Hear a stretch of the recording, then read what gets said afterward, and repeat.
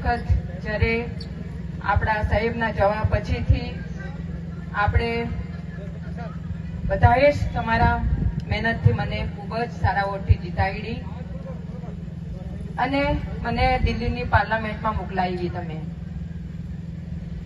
આ ખાનવેલ પંચાયત આપણે સાહેબ હતા ત્યારથી લઈને હમણાં સુધી એકજૂટ થઈને તમે મદદ કરી છે, આ પરિવારને મદદ કરી છે. આ પરિવારે પણ હંમેશા આપણા લોકો માટે વિચાર્યું છે. આપણા મોહનભાઈ જીવ્યા ત્યાં સુધી તમારા માટે વિચાર્યું અને જ્યારે મને પણ જવાબદારી સોંપવામાં આવી મેં પણ બનતી કોશિશ કરી તમારા માટે લડી. જ્યારે મને આવી પરિસ્થિતિમાં એક નબળા સ્થિતિમાંથી આપણો પ્રદેશ પસાર થઈ રહેલો હતો એ સમયે તમે મને જવાબદારી સોંપવામાં આવી, મોહનભાઈ વગર જવાબદારી સોંપવામાં આવી અને મેં પણ હિંમત કરી કે નહીં મને મારા બધા લોકોએ વોટ આપ્યા છે, કોઈ પણ પરિસ્થિતિમાં મારે તમારા માટે લડવાનું છે.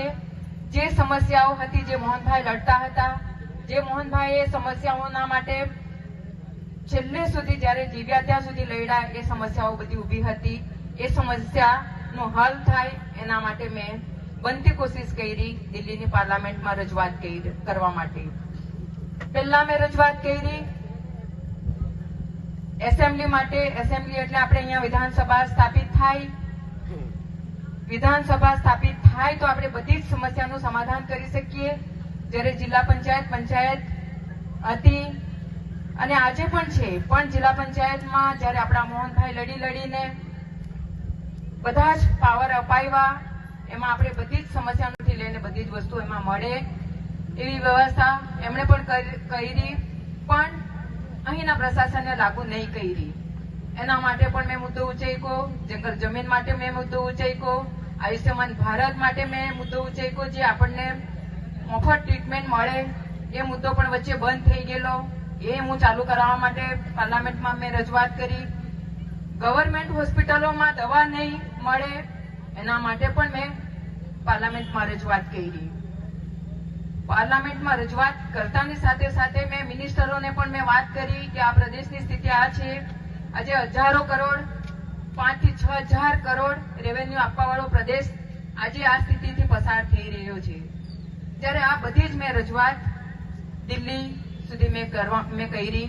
અમુકનું સમસ્યાનું સમાધાન થયું, પણ ઘણી બધી સમસ્યા જે આજે રસ્તા, પાણી, લાઇટ, હું ઘણી વખત આ મને લિસ્ટ મળ્યું છે. ઉપસ્થિત છે. સૌથી પહેલા પિછલા દિવસની વાત કરીશ. જે 5 વર્ષ જે ખાનવેલ પંચાયત, રોદાના પંચાયત જ્યારે અમને જરૂરત હતી, જ્યારે અમારા સાથે ઉભા હતા, જ્યારે અમારા પિતાજી સાથે ઉભા હતા, તેમના ગુજરાત તે પછી આપણા વચ્ચે નહીં રહ્યા. તેમના બાદ મારા મધર જ્યારે ઉભા રહ્યા, ઇલેક્શનમાં ઉભા રહ્યા અને જે મોટી સંખ્યામાં તમારે જે સપોર્ટ આપ્યો, અને ખાલી આ બે કે 5 વર્ષની વાત નહીં કરીશ.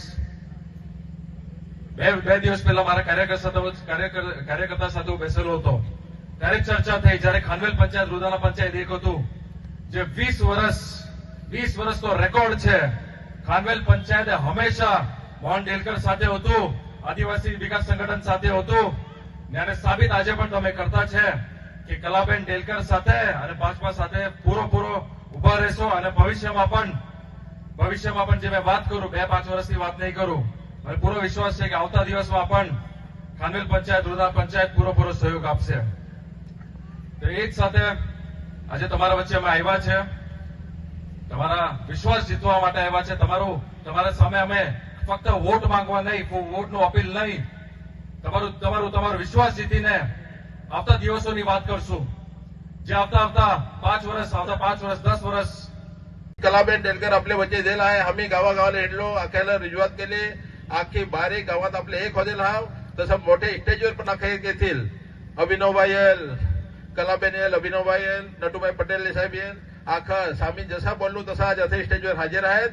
आख्या हे आजूबाजूમાં જ્યાંથી 5 ફોર્મ ભરેલ आहे, कोणी काम लागायचे नाही आहेत.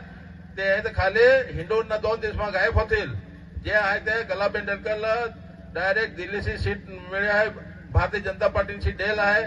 आता कलाबेन जितेलू જ आहे ज्याचं रोजचे व्हॉट्सअप जे वापरत त्याला अखेर माहीत आहे फोटो रोजचं भरेले आज पण आज खानवेल 2 पंचायतचे पब्लिक दाखवून दिला आहे दुसऱ्या मागे कोणी लागायचं नाही जे पण काम बाकी आहे ते आपल्या वच्चे उपस्थित मुख्य मेहमान आहेत तेच करायचे आहेत तर टाइमच्या अभावे 2 शब्द सांगून मी माझ्या वक्तव्य पूर्ण करतो धन्यवाद खूप માટે એક એવો સમય આવશે અત્યારે 4 તારીખે જે સ્વર્ણ અક્ષરમાં લખાશે કે શ્રીમતી કલાબેન ડેલકર 1 લાખ વોટ પ્લસ થી જીત હાસિલ કરીશું તો મારા પાસે સમય ખૂબ જ ઓછો છે મારે ઘણું ખરું કહેવાનું હતું પણ મારા પાસે સમય ખૂબ જ ઓછો છે મને ખાલી 2 મિનિટનો મોકો આપ્યો તેના સાથે હું મારા વાણીને વિરામ આપું પણ પહેલા હું 2 નારા લગાવીશ તો બધાએ બંને હાથ બંધ મુઠ્ઠી કરીને જોરદાર નારા લગાવવાના છે તમે બધા તૈયાર છો